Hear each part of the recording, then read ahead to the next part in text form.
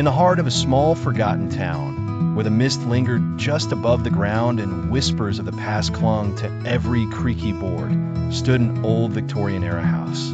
Its windows were like hollow eyes staring into the souls of those who dared to pass. Sarah, a local antique collector, had moved there recently, drawn by the house's history and the promise of uncovering hidden treasures.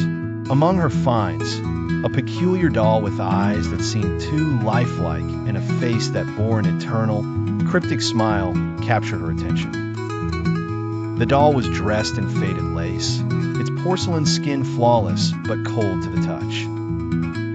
The townsfolk had warned her of the doll, said it belonged to a little girl who vanished mysteriously, leaving behind nothing but the eerie doll.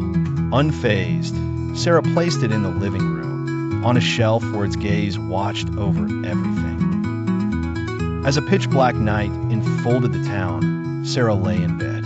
A shuffling noise echoed through the silence. Footsteps? No, they were too light, too subtle.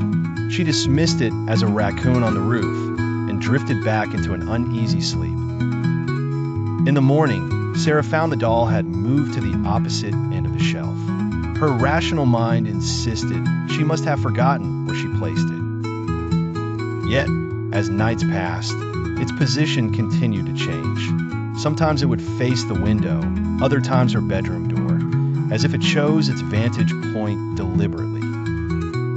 Desperate for answers, Sarah placed a camera in the living room. That night, as the wind whispered tales through the trees, Sarah watched the footage.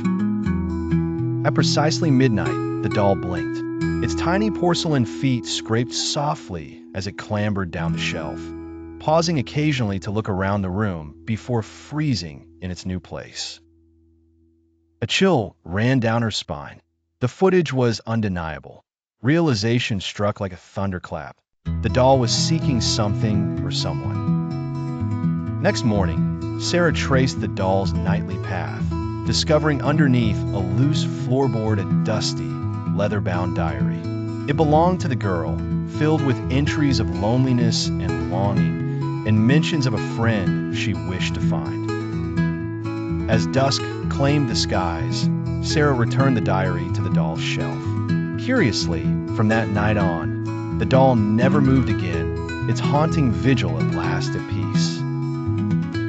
Sarah sold the house shortly after, but the story of the cursed doll lingered, a ghostly tale that still echoes in the whispers of the town's misty winds.